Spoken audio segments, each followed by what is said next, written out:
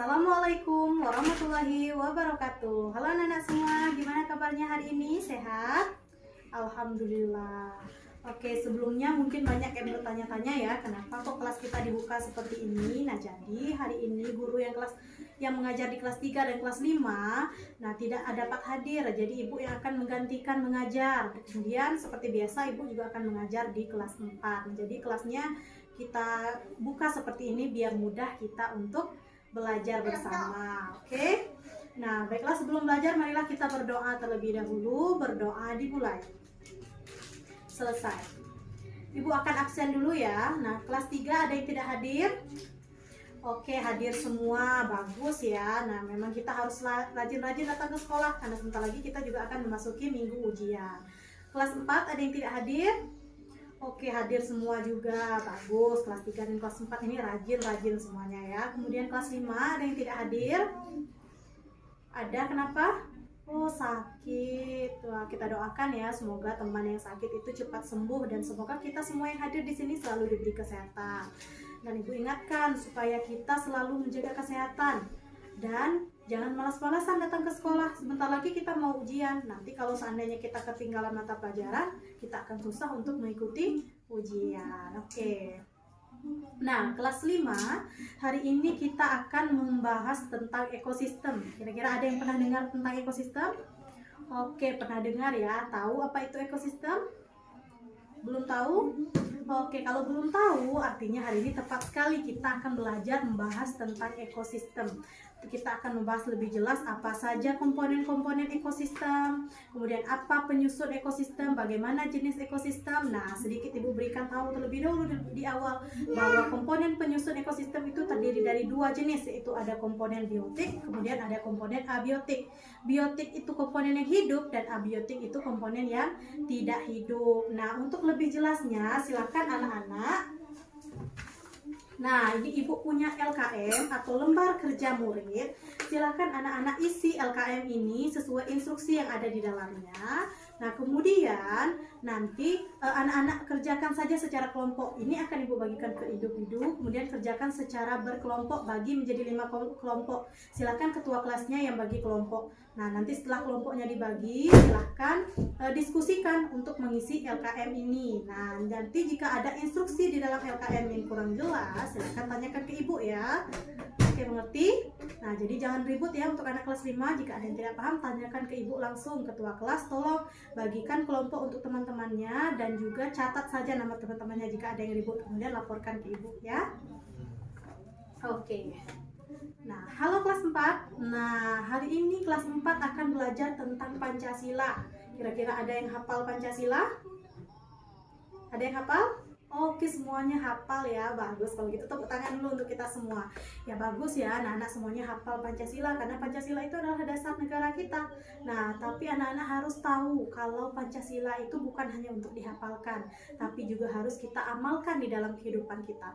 Bagaimana cara mengamalkannya? Kita harus tahu nilai-nilai yang terkandung di dalam Pancasila. Nah, jadi hari ini kita akan membahas tentang nilai-nilai apa saja sih yang terkandung di dalam Pancasila itu. Nah, tepatnya yang akan kita bahas hari ini adalah nilai-nilai yang terkandung dalam Pancasila, sila yang pertama. Nah, untuk mengetahui nilai-nilai yang terkandung dalam Pancasila, sila yang pertama, sekarang coba anak-anak baca terlebih dahulu cerita tentang Gugut dan Ida, yaitu tentang pemimpin idola, pemimpin yang jujur. Nah, oke. Semuanya bawa buku siswanya. Oke, kalau yang tidak bawa bisa lihat berdua bersama teman-temannya ya. Nah, kemudian di sini ibu punya lembar kerja yang terkait dengan bacaan tersebut. Nah, di sini anak-anak diminta untuk mengidentifikasi sikap-sikap tokoh. Nah, jadi silahkanlah anak-anak identifikasi bagaimana sikap si Gugut, bagaimana sikap si Ida. Nah, diidentifikasi dan diisi sesuai dengan kolom yang ada di lembaran ini. Oke, paham? Nah, di sini semuanya sudah ada instruksinya. Nah, nanti jika ada instruksi yang tidak jelas, silahkan tanyakan ke ibu. Kira-kira sampai di sini bisa dimengerti? Oke, kalau bisa silahkan kerjakan, nanti akan kita bahas. Ya, jangan ribut, ketua kelas silahkan anggotanya diawasi. Nah, oke, selanjutnya untuk anak kelas 3, hari ini kita akan membahas tentang hak dan kewajiban. Ada yang tahu apa itu hak dan kewajiban? Oke, ya udah banyak ya yang tahu. Jadi hak itu adalah sesuatu yang harus kita miliki.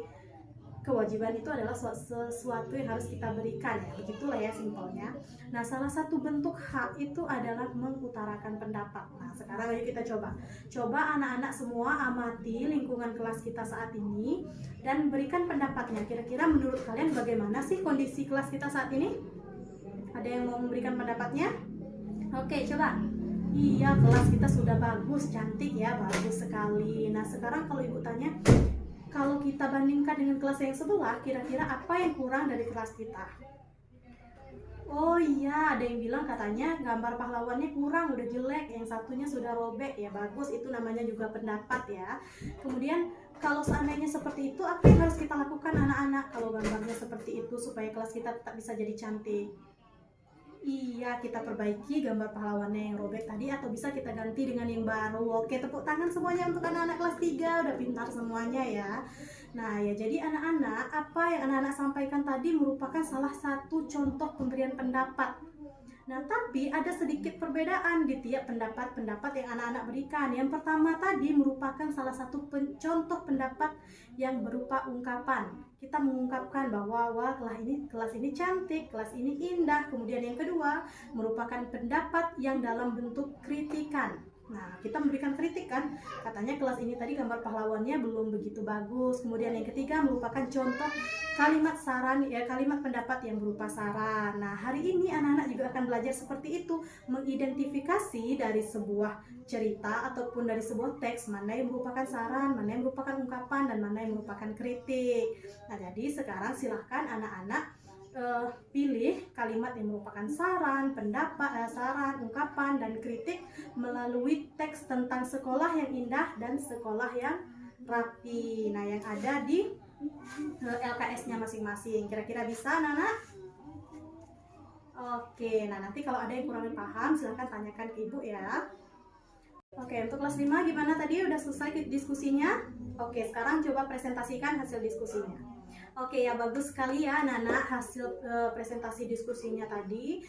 Jadi dapat kita lihat bahwa semuanya telah berdiskusi dengan baik dan telah memaparkan hasil kelompoknya dengan baik. Tapi sedikit ibu simpulkan atau ibu luruskan. Nah, jadi ekosistem itu merupakan suatu hubungan timbal balik antara makhluk hidup dan lingkungannya, yang dimana makhluk hidup itu memang membutuhkan komponen-komponen yang ada di lingkungannya. Contohnya saja seperti tumbuhan, dia membutuhkan tanah sebagai makanan dan sebagai tempatnya hidup, kemudian membutuhkan matahari untuk fotosintesis, kemudian dia juga membutuhkan air, kemudian dia juga membutuhkan oksigen. Sama seperti manusia, kita membutuhkan oksigen. Nah, kira-kira seperti itu ya. Kemudian komponen di dalam ekosistem itu ada komponen biotik dan abiotik. Jadi tadi dari diskusi kita itu semuanya sudah bagus.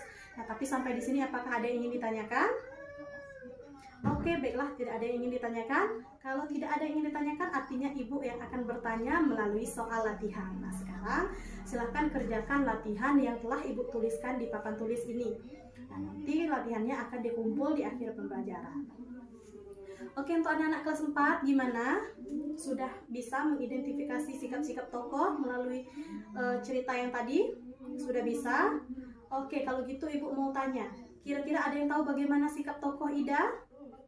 Oke, bagus ya. Jadi anak-anak sudah bisa mengidentifikasi sikap tokoh. Nah, tapi ada sebelum dikit yang perlu kita garis bawahi, bahwa sikap Ida dan Gugut tadi merupakan sikap yang sudah mencerminkan nilai-nilai yang terkandung dalam Pancasila sila yang pertama, yaitu apa saja? Bersikap jujur. Betul, sikap jujur itu merupakan sikap yang mengandung nilai Pancasila sila yang pertama. Sampai di sini ada yang ingin ditanyakan? Oke, kalau tidak ada, silahkan kerjakan latihan. Di akhir nanti kita kumpul ya anak-anak. Oke, untuk anak-anak kelas 3 sudah bisa menemukan yang mana pendapat, saran, dan ungkapan? Oke, kalau gitu coba. Untuk paragraf pertama ini kira-kira dia merupakan pendapat yang berupa kritik, saran, atau ungkapan? Oke, ya bagus ya. Artinya ibu lihat semuanya ini kelas 3 sudah mulai paham, sudah bisa membedakan. Hanya saja tadi sering tertukar di bagian yang merupakan kritik dan yang merupakan saran. Jadi kita harus banyak-banyak mengulang, membaca, dan mencoba mengidentifikasinya agar lebih jelas. Nah, sekarang sebagai ibu ingin lihat lagi nih apakah anak-anak sudah benar paham. Sekarang coba, ayo ibu mau berikan kuis. Coba anak-anak di sini siapa yang bisa memberikan pendapatnya yang berupa kritik, saran, dan ungkapan tentang apa ya bagusnya? Oke lah kalau gitu tentang penampilan Ibu hari ini. Oke, siapa yang bisa? Oke, ayo semuanya tepuk tangan untuk teman-temannya tadi. Bagus ya, dia sudah berani memberikan pendapat. Jadi tidak apa-apa. Kita sebagai orang yang menerima pendapat, kita harus berlapang dada menerima pendapat dari orang lain. Nah, tadi apa yang disampaikan dengan teman kita tadi sudah betul. Dia sudah memberikan pendapat yang berupa kritik terhadap Ibu, yang berupa saran dan berupa ungkapan. Nah, jadi Ibu rasa anak kelas 3 ini semuanya sudah paham-paham semuanya. Nah, oke, untuk kelas 4 dan kelas 5 tadi silahkan dikumpulkan tugasnya karena waktu kita juga sudah habis. Baiklah, nampaknya sampai di sini pertemuan kita hari ini, tapi akan sedikit Ibu simpulkan lagi dari apa yang telah kita pelajari. Mungkin Ibu akan bahas sedikit dari soal kita latihan tadi.